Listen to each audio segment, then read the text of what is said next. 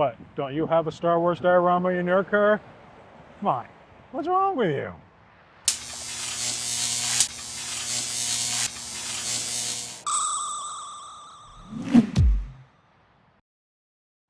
So the story is like this. About 3 or 4 weeks ago, I got a call from KelbyOne, which is this excellent, fantastic photography education company up near Tampa Bay, Florida. And they called me up and said, hey, Dave, we're holding this event for some of our members, and we're wondering if you would make a diorama or two to give them something to practice with during this event. And I thought for a second, and I thought, hells yes, I'm in. So I started making plans. I need a diorama, I need 2. I need something that's going to be friendly for a bunch of people, not highly experienced miniature photographers or toy photographers, but people who know cameras, but just need something small and interesting to shoot. So I started thinking about it, got my thought on, and I said, hey, Star Wars. You know why? Because Star Wars is the best. If you don't think Star Wars is the best, what's it feel like being wrong? Stew on that. Actually, I don't really care if you like Star Wars or not. Like what you want, but I love Star Wars, and it made the perfect thing for me.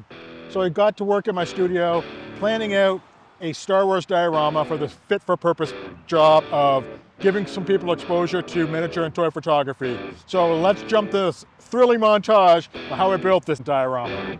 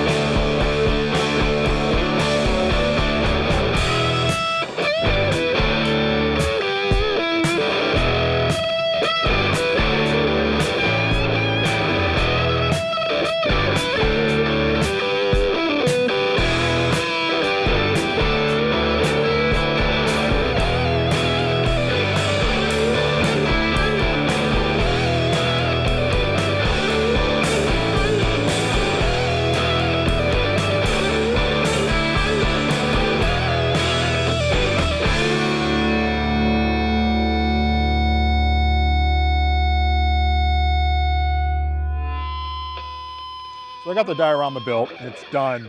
I decided to make this diorama a bit more flexible than my normal fit-for-purpose dioramas. Typically, I have an idea in my head of a shot, I build the diorama specifically exactly for that purpose. But this has a wider audience, and it has to be available for multiple people to play with and have multiple things for them to interact with. So what I decided to do was make 3 different areas of this diorama. The first one was a classic Star Wars shot with Mando on Tatooine, which I thought turned out pretty good. I'm actually kind of proud of that paint job. The other parts I wanted were not so typical Star Wars. Not everybody likes Star Wars. I mean, they're wrong, but not everybody likes Star Wars. So what do? I decided to add some extra features. Not all the inhabitants of a Tatooine town are classic Star Wars characters. So I went looking in Loot Studios in their sci-fi section. I have a subscription with there, no, hashtag not a sponsor. And I started looking around for things that could be Tatooine-ish. And I came across this robot who was just kind of looking at his watch, and I thought, hey, maybe he's looking for like a bus or public transportation. Then I saw this other guy, this frog-like dude with a saxophone, and I thought, hey, street performer. So I printed those off and made sure they had homes in the diorama. And now I think it's ready to go. I got it all packed up and in my car, and I'm driving to Florida. So what's next? Well, maybe another diorama. They did ask for 2 after all, and I only have 1 at this moment.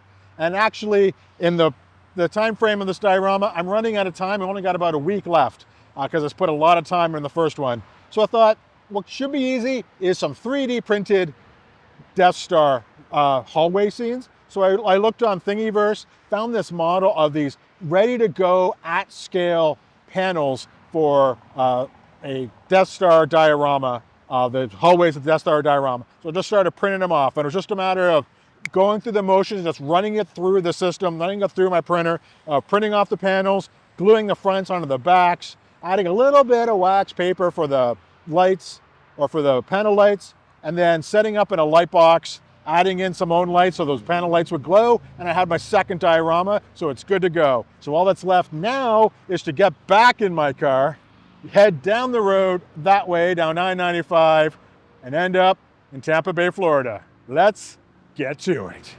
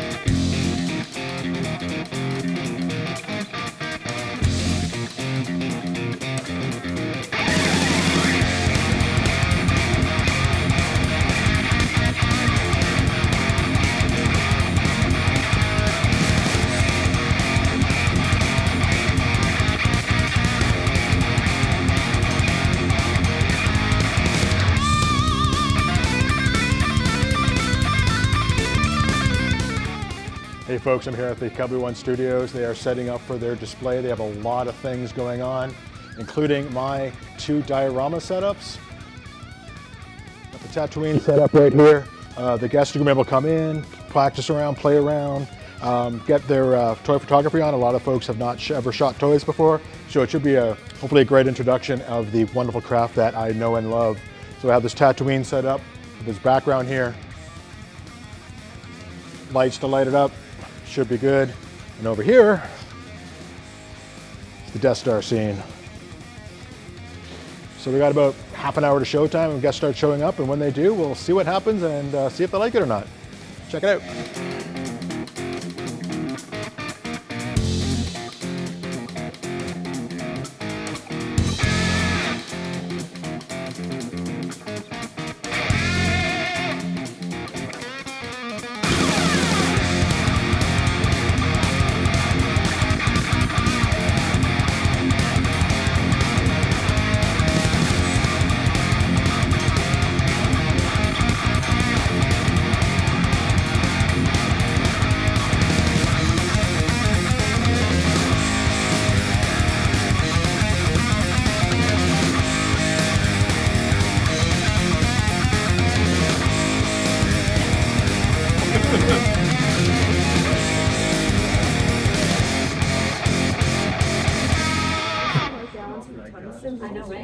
This is awesome. I got some. I am thrilled with the turnout going on here. Everyone's having a good time. Getting their shots in. Perfection. Amazing how that works. All right, I've just crossed back the Georgia line on my way back home. That was an excellent, excellent adventure that I went on. The KelbyOne folks are absolutely fabulous, and thank you very much for inviting me. It looked like the The displays were a big hit and everyone that attended enjoyed it very much, which is really heartwarming. I've never actually shot dioramas or built dioramas and set up toy photos for other people to shoot before. So it was really nice and gratifying to see them actually embrace the art form that is toy photography, and I think they got a lot out of it. So I want to again thank you very much for KelbyOne for inviting me. It was a great experience. You're amazing people. If you're a photographer out there that needs some extra training, extra assistance, that's what KelbyOne does. Highly recommend looking him up. You will not go wrong. But for now, that's it. Thank you very much for following along. Click like and subscribe if you want to see what I get up to next time, and I'll see you next time. Cheers.